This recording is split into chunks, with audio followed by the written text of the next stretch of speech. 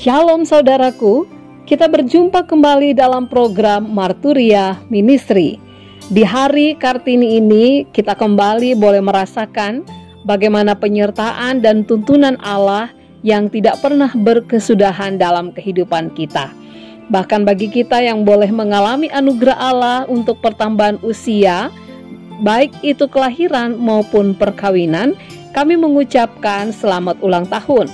Secara khusus bagi Bapak Jauntar Manulang, Bapak Nisan di Pospelkes Wai Handop, dan pertambahan usia perkawinan bagi Bapak Edi Nuprasetya bersama Ibu Zara Johan Putri.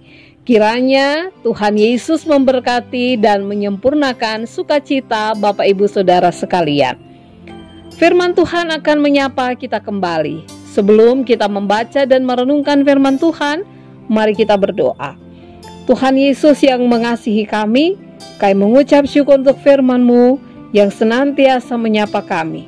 Tuntunlah kami dengan Roh Kudus-Mu ya Allah, sehingga kami dapat mengerti dan memaknai firman Allah, serta dapat melakukannya dalam hidup beriman kami.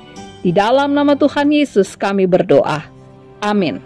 Pembacaan Alkitab kita pada saat ini terambil dari Kisah Para Rasul, pasalnya yang ke-9 ayat 1 hingga ayatnya yang ke-6 yang menyatakan, sementara itu berkobar-kobar hati Saulus untuk mengancam dan membunuh murid-murid Tuhan.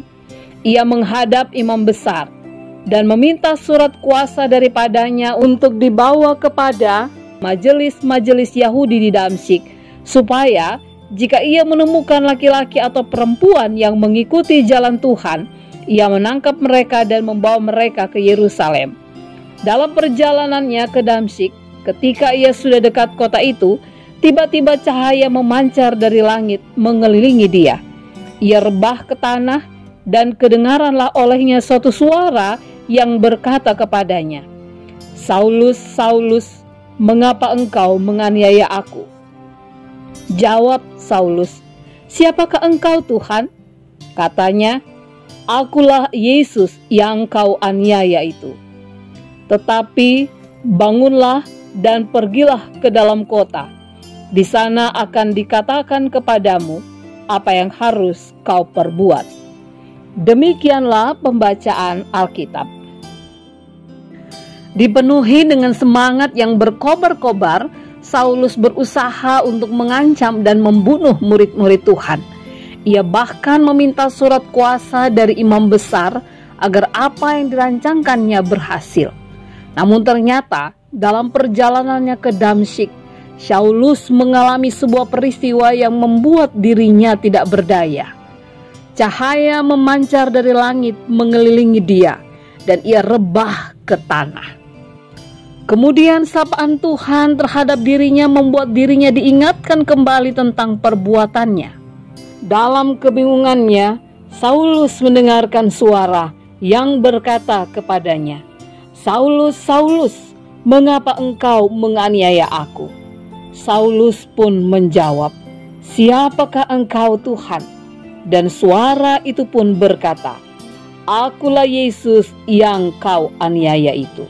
Saulus mendapatkan sebuah kepastian bahwa segala sesuatu yang ia lakukan terhadap murid-murid Tuhan, ternyata itu dilakukannya terhadap Yesus.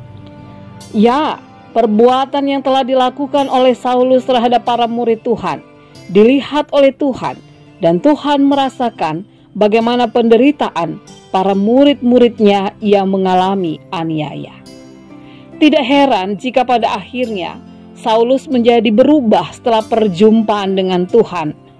Bahkan ia menjadi pribadi yang sangat setia untuk mengikut Tuhan Yesus dan tidak takut dengan penderitaan, karena Tuhan melihat dan mengalami penderitaan tersebut.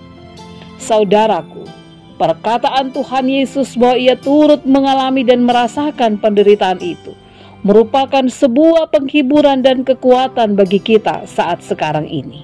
Jadi jika sampai hari ini masih ada aniaya terhadap para pengikut Tuhan, jangan takut. Ingatlah bahwa Kristus bersama kita dan Ia akan menguatkan dan mendewasakan kita melalui penderitaan. Amin. Bapak, Ibu, Saudara yang dikasihi Tuhan, mari kita berdoa. Terima kasih Tuhan, firman-Mu mengingatkan kami kembali bahwa Tuhan bersama dengan kami dalam penderitaan hidup karena iman percaya kepada Kristus.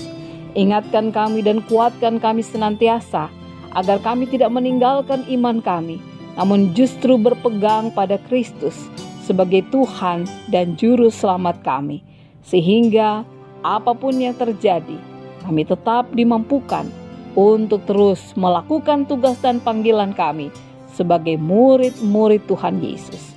Dalam nama Tuhan Yesus kami berdoa. Amin. Selamat beraktivitas Bapak Ibu Saudaraku. Selamat mempersiapkan diri untuk beribadah nanti malam dalam ibadah keluarga melalui kanal YouTube GPIB Marturia Lampung. Tuhan Yesus memberkati.